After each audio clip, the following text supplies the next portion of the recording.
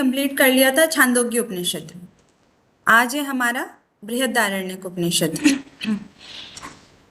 तो बृहदारण्यक के बारे में हमें पता है कि बृहदारण्यक जैसा कि नाम है बृहद, तो सबसे बड़ा उपनिषद इसको माना जाता है क्योंकि इसमें श्लोकों की संख्या सबसे ज्यादा है। और सबसे कम श्लोकों की संख्या किसमें है? मांडुक्य में। हाँ जी, मांडुक्य उपनिषद में सबसे कम श्लोक हैं, सिर्फ 12 श्लोक ही हैं। ठीक है, 12 श्लोक है। ये भी याद रखना है कि 12 श्लोक है और ईशावास्य में 18 श्लोक हैं। ठीक है, बृहदारण्यक उपनिषद शुक्ल यजुर्वेद से लिया गया है और हमारा ईशावास्य उपनिषद भी शुक्ल यजुर्वेद से लिया गया है।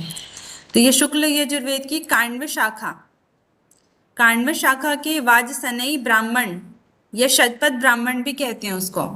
ठीक है, वाजसनेयी ब्राह्मण या शतपथ ब्राह्मण से लिया गया है।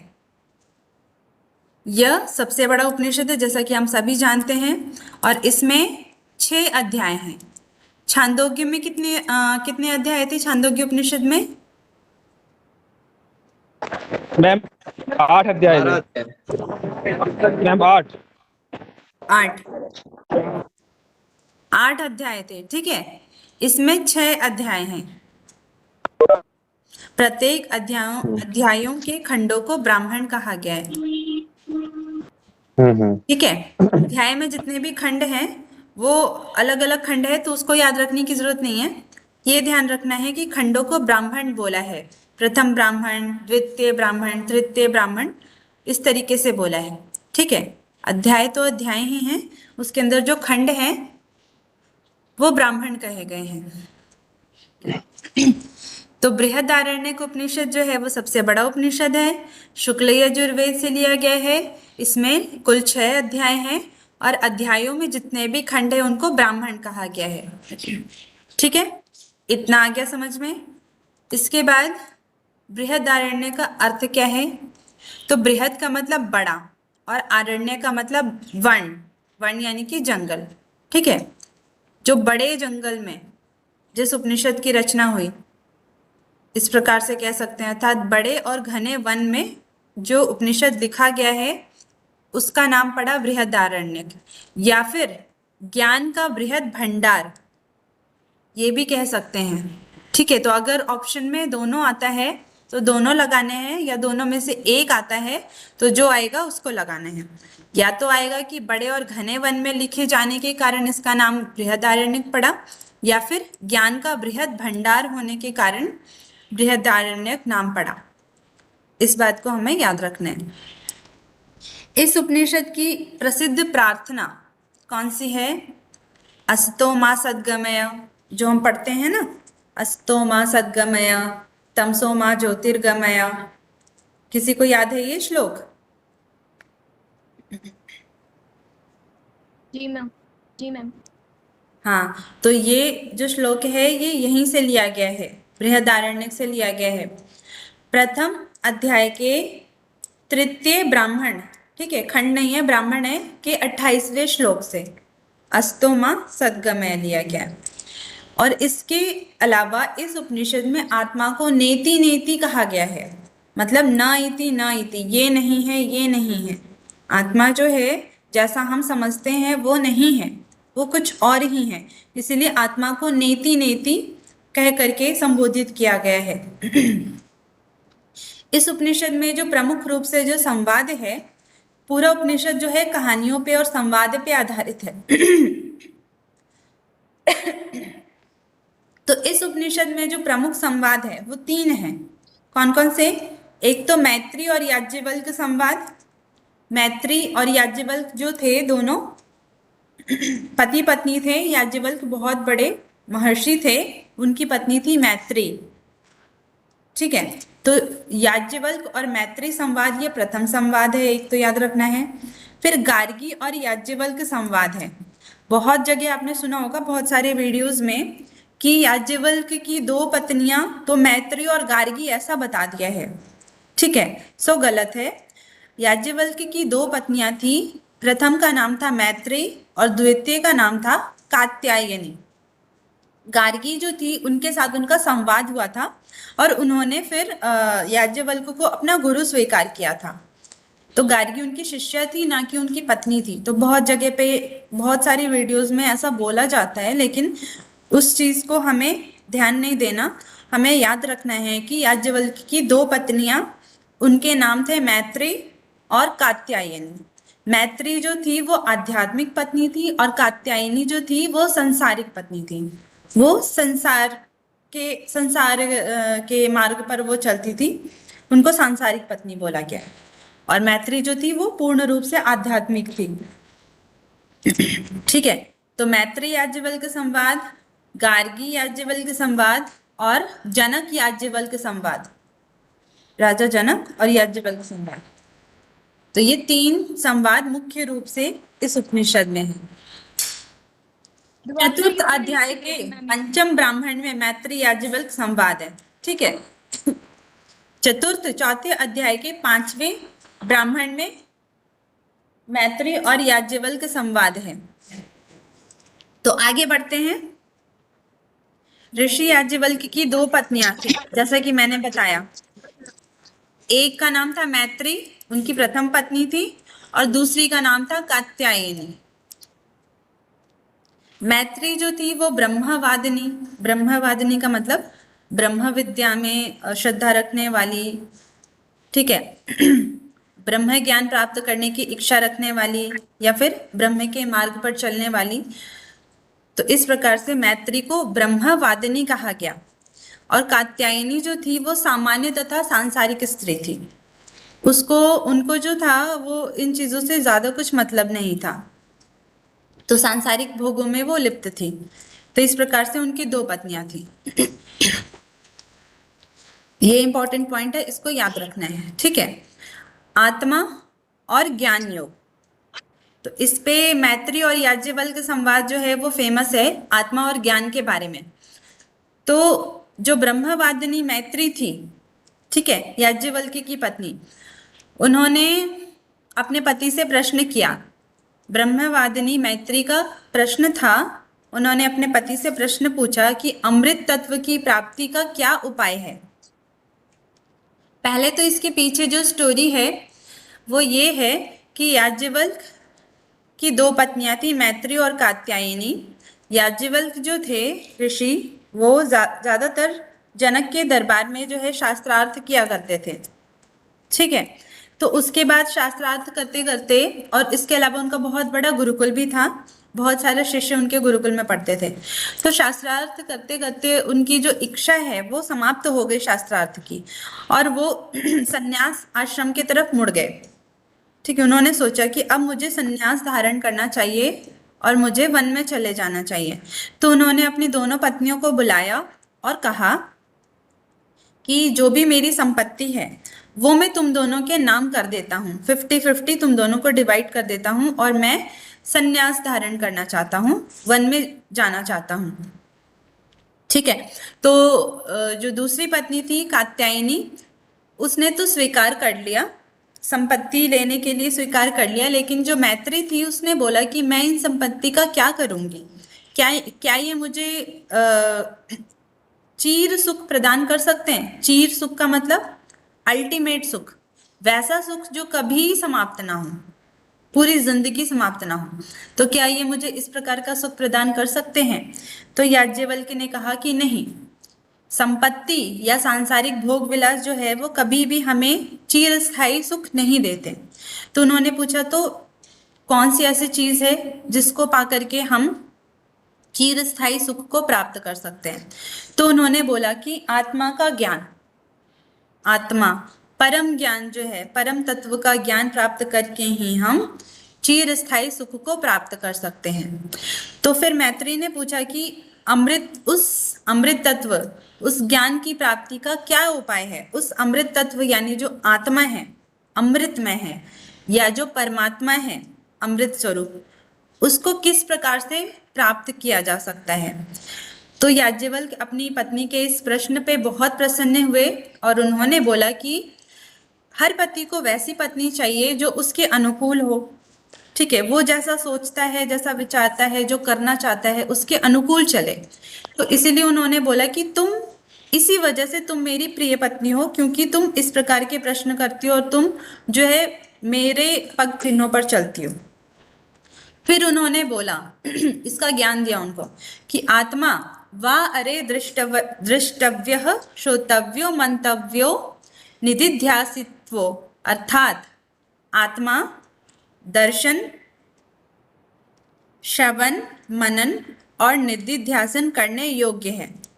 आत्मा जो है वो द्रष्टव्यो यानी देखने योग्य है, दर्शन करने योग्य है, श्रोतव्यो सुनने योग्य है यानी श्रवण करने योग्य है, मंतव्यो मनन करने योग्य है, और निधिध्यासितव्यो निधिध्यासन करने योग्य है यानी उस प्रकार से सुन करके, मनन करके उस पर चलने की, उस क्रिया को करने की, उस उपाय को करने की कोशिश करनी चाहिए। तो आत्मा जो है वो देखने, श्रवण, मनन और निधिध्यासन करने योग्य है। इसी प्रकार से हम आत्मा को प्राप्त कर सकते हैं। आत्मा के दर्शन, श्रवण, मनन और ज्ञान से सभी का ज्ञान हो जाता है, और इसी को ज्ञान योग भी कहा है। ज्ञान योग किसे कहा है? आत्मा के ज्ञान को ज्ञान योग कहा है। ठीक है, अगर हम आत्मा के ज्ञान की प्राप्ति कर लेते हैं, आत्मा को सुन करके, उस पे मनन करके, निधिध्यासन करके अगर हम उसका दर्शन कर लेते हैं, उसका पूर्ण तत्व ज्ञान प्राप्त कर लेते हैं, तो यही ज्ञान योग कहलाता है। ऐसा ऋषि याज्ञवल्क्य अपनी पत्नी मैत्रेय को बोलते हैं। आत्मा के ज्ञान को ग्रहण करने में केवल आत्मा ही समर्थ है। ये भी बहुत गूढ़ बात है कि आत्म तत्व को केवल आत्मा ही प्राप्त कर सकता है। ठीक है, किस प्रकार से? आत्मा के ज्ञान को ग्रहण करने में केवल आत्मा ही समर्थ है, क्योंकि जब हम मन के द्वारा चिंतन मनन करते हैं, ध्यान आदि क्रिया करते हैं, समाधि भी करते हैं, वो किसके लिए? आत्मा के दर्शन के लिए। तो जब हम आत्म भाव रखते हुए बार बार हम आत्मा का भाव रखने की कोशिश करते हैं, हम जब ध्यान में बैठते हैं, हम क्या चिंतन करते हैं? मैं आत्म स्वरूप हूँ, मैं आत्मा हूँ, मैं ज्ञानी हूँ, मैं परमात्मा का अंश हूँ। इसी प्रकार से ही तो चिंतन मनन करते हैं। ठीक है, बार बार इस प्रकार से प्रैक्टिस करते हैं, तब जाकर के हमें सच में उस आत्मा का साक्षात्कार हो पाता है, उसको हम प्राप्त कर पाते हैं। तो इसीलिए ये बात यहाँ पे बोली है कि आत्मा के ज्ञान को ग्रहण करने के लिए आत्मा ही समर्थ है, यानी हमें आत्म भाव ही रखना है, हमें बार बार इसकी प्रैक्टिस करनी है, तभी हम आत्मा के ज्ञान को प्राप्त कर सकते हैं। सिर्फ सुन करके नहीं, सिर्फ मुंह से बोल करके नहीं। ठीक है, सुनने के बाद उस पर मनन और निधिध्यासन करना है, तभी उसका दर्शन प्राप्त हो सकता है। फिर इसी उपनिषद में ज्ञान योग की 3 साधन बताए हैं। ज्ञान योग के 3 साधन, जैसा कि हमने ऊपर पढ़ा, श्रवण, मनन और निधिध्यासन, यही ज्ञान योग के साधन हैं। तो अगर एग्जाम में आए कि ज्ञान योग के कितने साधन हैं बृहदारण्यक उपनिषद के अनुसार, तो 3 साधन हैं। कौन कौन से हैं? श्रवण, मनन और निधिध्यासन। ठीक है, उस वक्त अगर भूल गए तो ये नहीं समझना है कि ये बहुत आसान सा है, ये नहीं हो सकता, कुछ कठिन सा ही साधन होगा, ऐसा नहीं है। हर ज्ञानियों ने, हर योगियों ने अपने जैसा उन्होंने जाना, अपने अकॉर्डिंग उन्होंने अलग अलग बातें बताई। तो यहाँ पे महर्षि याज्ञवल्क्य ये 3 साधन बताते हैं। सुनो, चिंतन मनन करो, ध्यान करो, तभी आत्मा को प्राप्त कर पाओगे। ठीक है, तभी ज्ञान को प्राप्त कर पाओगे। तो ये ज्ञान योग के 3 साधन। फिर आगे बता रहे हैं कि आत्मा और परमात्मा की एकता किस प्रकार से है। आत्मा और परमात्मा किस प्रकार से एक है? तो जिस प्रकार से जल में नमक, हाँ, जिस प्रकार से जल में नमक की डली, क्या हो रहा है ये? जिस प्रकार से जल में नमक की डली घुल जाती है, अगर हमने जल भरा, 1 लोटा अगर हमने जल लिया और उसमें हमने नमक डाल दिया, तो तो क्या वो नमक हमें मिलेगा? नहीं मिलेगा। लेकिन अगर हम उसको पिएंगे तो पीने में उसका स्वाद आएगा। तो वो इनविजिबल होते हुए भी हमें दिखाई नहीं दे रहा, लेकिन फिर भी हम उसको महसूस कर सकते हैं।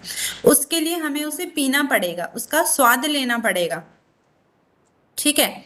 तो इसी प्रकार से कहा जा रहा है कि आत्मा, इसी प्रकार से परमात्मा भी आत्मा के अंदर समाहित है। हम उसे कहीं देख नहीं सकते, हम उसे महसूस कर सकते हैं। उसके लिए उसे पीना पड़ेगा, यानी कि हमें साधन करने पड़ेंगे। ठीक है। हर कोई कहता है कि भगवान कहाँ है तो दिखते क्यों नहीं? पहले उसे चखो तो सही, साधन तो करो, पियो तो, तभी तो पता चलेगा। तो वही कह रहे हैं कि जिस प्रकार से नमक की डली जल में घुल जाती है, हमें दिखाई नहीं देती है, लेकिन पीने पर हमें महसूस होता है कि हाँ, इस पानी में नमक डला है, ये नमकीन पानी है, नमक युक्त जल है। उसी प्रकार आत्मा समस्त भूतों से ऊपर उठ करके परमात्मा में विलुप्त हो जाती है। आत्मा जो है वो भी समस्त भूतों से ऊपर उठ करके परमात्मा में विलुप्त हो जाती है। कहाँ विलुप्त? परमात्मा में लीन हो जाती है। जैसे कि नमक जल में घुल गया, वैसे आत्मा परमात्मा में विलीन हो गई। तो जरूरी नहीं है कि मृत्यु के बाद, ठीक है, शरीर रहते हुए भी हम परमात्मा में लीन हो सकते हैं, विलीन हो सकते हैं। उसके लिए हमें इस प्रकार से साधना करनी पड़ेगी। तथा मृत्यु के बाद वह शरीर और इंद्रियों से मुक्त हो जाती है। शरीर के रहते हुए हम मन, इंद्रियों और पांच भौतिक शरीर के साथ भी हम परमात्मा में लीन हो सकते हैं। इसके लिए हमें दिन रात परमात्मा में ही उन्हीं का चिंतन मनन ध्यान करना पड़ेगा। और जब शरीर की मृत्यु हो जाती है तो वो पांच भौतिक शरीर को छोड़कर इंद्रियों से, मन से मुक्त होकर के वो पूर्ण रूप से परमात्मा जो निराकार है, निर्विशेष है, उसमें जाकर के समा जाती है। ठीक है। किस प्रकार? जिस प्रकार नमक जल में घुल जाता है। जीवात्मा और परमात्मा के योग को ही योग कहा है। इस उपनिषद से पूछा जा सकता है कि योग किसे कहा है? तो जीवात्मा और परमात्मा के योग को योग कहा है। क्षुधा, पिपासा, लोभ तथा मोह से युक्त होना ही योग है। फिर इन्होंने क्या बताया कि पहले तो क्षुधा पिपासा, ठीक है, क्षुधा यानी भूख, पिपासा यानी कि प्यास, तृष्णा, लोभ लालच करना, मोह अटैचमेंट, इन सब से जब हम मुक्त हो जाएंगे तो यही योग कहलाएगा। ठीक है। इसके बाद जीवात्मा और परमात्मा का योग हो जाता है, जिसे हम योग कहते हैं।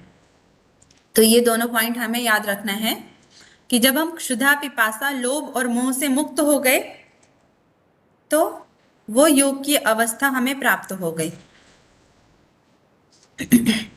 फिर आत्मा को नेति नेति शब्द के द्वारा वर्णन कर रहे हैं। जैसे कि ऊपर देखा हमने कि आत्मा को या परमात्मा को नेति नेति इस प्रकार से कहा है, न इति न इति। विद्वान पुरुषों ने इस आत्मा को नेति नेति यानी न इति, यह नहीं है, यह नहीं है, ऐसा कहा है कि हम जैसा सुनते हैं, हम जैसा समझने की कोशिश करते हैं, वैसा ये आत्मा नहीं है, वैसा ये परमात्मा नहीं है। ये उससे कहीं ज्यादा ऊपर है, कहीं ज्यादा विस्तृत है, कहीं आगे है।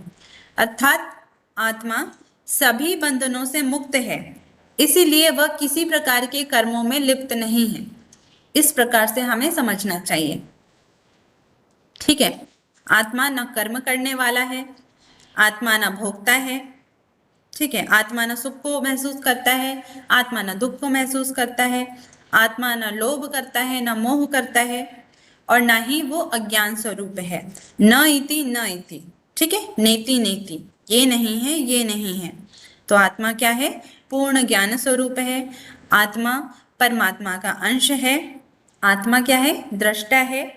इस प्रकार से वर्णन किया है। फिर 3 प्रकार की ऐष्णाएं बता रहे हैं। ऐष्णा, ठीक है, इच्छा, डिजायर। तो पहली तो पुत्रैष्णा। पुत्रैष्णा, पुत्रों द्वारा ख्याति प्राप्त होने की इच्छा। माता पिता जो होते हैं उनकी हमेशा ये इच्छा होती है वो हमेशा अपने बच्चों से चाहते हैं कि हम जो नहीं कर पाए हमारे बच्चे कर पाए, या फिर हमारे बच्चे हमारा नाम रोशन करें। ठीक है, वो हमें ख्याति प्राप्त कराएं। जैसे कि जितने भी महापुरुष हुए तो उनके साथ साथ उनके माता पिता का भी नाम हुआ, ऑटोमेटिक उनके माता पिता का भी नाम हुआ, माता पिता की ख्याति हुई। तो हर माता पिता की ये इच्छा होती है कि उनके बच्चे कुछ ऐसा करे जिससे उनके माता पिता का भी नाम हो, उनका नाम ऊंचा हो। तो ये किस प्रकार की ऐष्णा है, इच्छा है? पुत्र ऐष्णा। जो पुत्र से जो हमें इच्छा होती है, जो पुत्र से हमें ऐष्णा होती है, वो पुत्र ऐष्णा। वित्त ऐष्णा, वित्त ऐष्णा यानी धन की प्राप्ति। हर मनुष्य धन की प्राप्ति करना चाहता है। वो जॉब करता है, जॉब के बाद वो ओवर टाइम भी करता है, इसके अलावा वो अन्य कार्य भी करता है जिससे उसको वित्त की या धन की प्राप्ति हो। तो हर मनुष्य जो है वो धन की प्राप्ति करना चाहता है, हर कोई जो है बहुत अमीर बनना चाहता है। तो ये किस प्रकार की ऐष्णा है? इसको बोलते हैं वित्त ऐष्णा। ठीक है, धन प्राप्ति की इच्छा। और लोकेशना, लोक में नाम हो, प्रतिष्ठा हो, लोग हमें जाने, तो ये लोकेशना। तो ये 3 प्रकार की इच्छाएं बताई गई है, इसे हमें याद कर लेना है। इसके बाद इस उपनिषद में एक बहुत ही अच्छी, बहुत ही इंपॉर्टेंट बात बोली गई है, द अक्षर से ज्ञान की प्राप्ति। प्रजापति ब्रह्मा जो है, इनके पास देव और असुर दोनों तो परमात्मा के ही पुत्र माने जाते हैं। ठीक है, ब्रह्मा ने ही दोनों की रचना करी है, देवताओं की भी और असुरों की भी रचना करी है। तो दोनों को उस प्रकार से ज्ञान भी प्रदान करना है ताकि दोनों अपने अपने मार्ग पर उन्नति करें। तो दोनों ज्ञान प्राप्त करने के लिए प्रजापति ब्रह्मा के पास गए।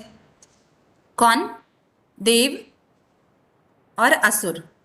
ठीक है, मनुष्य भी, देव, मनुष्य और असुर, ये ब्रह्मा के पास गए। तो उन्होंने उनको द अक्षर का ज्ञान दिया। अब ये द अक्षर क्या है? एक बार देव, मनुष्य और असुर, जो कि प्रजापति की ही संतान हैं, पूर्ण ब्रह्मचर्य का पालन करके प्रजापति से ज्ञान प्राप्ति की अभिलाषा से गए। तो जब हम ज्ञान प्राप्ति की इच्छा रखते हैं, जब हम गुरु के पास ज्ञान प्राप्त करने के लिए जाते हैं, तो गुरु पहले ये देखते हैं कि क्या इस ज्ञान के योग्य है या नहीं है। तो उसके लिए हमें तप करना पड़ता है, ब्रह्मचर्य का पालन करना पड़ता है। तो इस प्रकार से हमारी परीक्षा होती है कि हम उस ज्ञान के योग्य हैं कि नहीं। तो इस प्रकार से इन तीनों ने पहले ब्रह्मचर्य का पालन किया। ठीक है, उसके बाद अपने पिता प्रजापति ब्रह्मा के पास गए और उनसे जो है वो ज्ञान प्राप्त करना चाहते थे। तो ज्ञान प्राप्त करने की अभिलाषा उन्होंने व्यक्त करी। तब प्रजापति ब्रह्मा ने तीनों को अलग अलग द अक्षर का ज्ञान दिया। अलग अलग द अक्षर का ज्ञान दिया। पहला, देवताओं को ज्ञान दिया उन्होंने द से दमन। देवताओं को बोला कि तुम ज्यादा भोग विलास में लिप्त मत होना, तुम जो हो वो दमन करने की क्रिया करो, यानी इंद्रियों का दमन करो, इंद्रियों को अपने वश में करो। ठीक है, ना कि इंद्रियों के वश में हो जाओ। तो देवताओं को द अक्षर से क्या बोला? दमन करने के लिए। किसका? इंद्रिय दमन करने के लिए। ठीक है, तो इंद्रियों का दमन अगर करते हैं तो उनका उद्धार होगा। फिर मनुष्य को उन्होंने बोला कि दान करो, दान का उपदेश दिया, द के द्वारा दान। तो मनुष्य जो है अगर वो दान करता है तो दान के द्वारा ही उसका कल्याण होता है।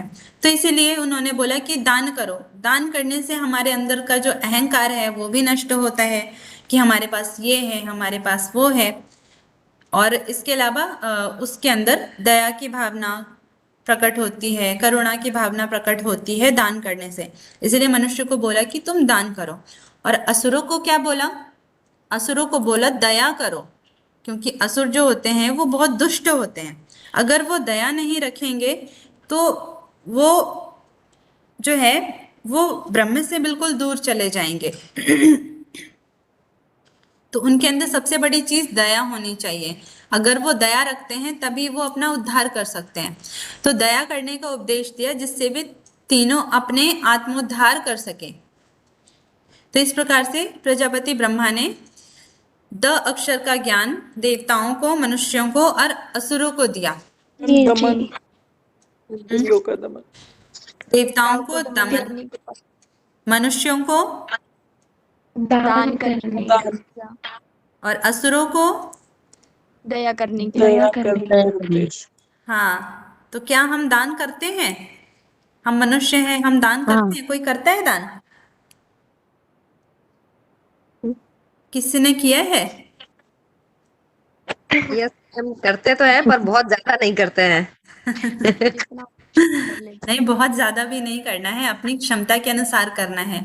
ये भी उपनिषदों में कहा गया है कि किसमें बोला गया था? शिक्षावल्ली में, तैत्तिरीय उपनिषद के शिक्षावल्ली में बोलते हैं कि अपनी आर्थिक स्थिति को देख करके हमें दान करना चाहिए, लेकिन दान अवश्य करना चाहिए। जैसे कि ब्रह्मा ने भी बता दिया कि मनुष्य के कल्याण का मार्ग दान है, ठीक है। और गीता में ये बोला कि दान 3 प्रकार के होते हैं, सात्विक, राजसिक और तामसिक। हाँ, तो हमें किस प्रकार का दान करना चाहिए?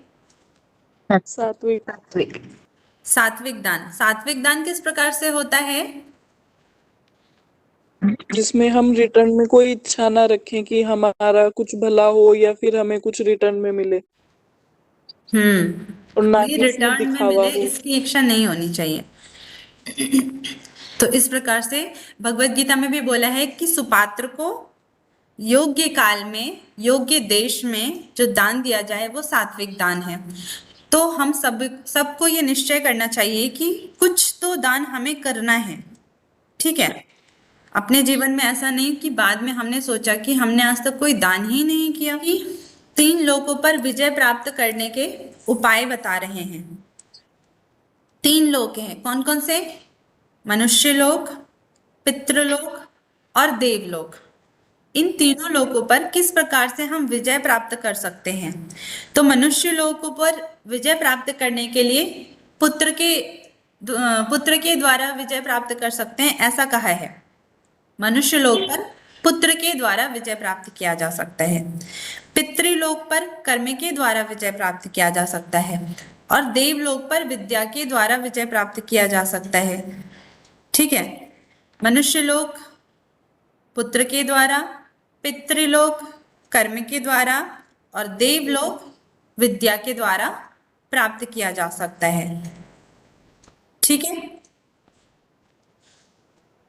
तो ये हमारा बृहदारण्यक उपनिषद यहाँ पे आज समाप्त होता है, और साथ ही साथ हमारे यूनिट 2 का जो उपनिषद का पार्ट था वो भी यहाँ पे समाप्त होता है। लेकिन यूनिट 2 अभी फिनिश नहीं हुआ है। यूनिट 2 में हमारे उपनिषद के साथ भगवत गीता भी है और योग वशिष्ठ भी है। तो जब ये तीनों, एक तो हो गया समाप्त, 2 और जब समाप्त हो जाएंगे तभी हमारा यूनिट 2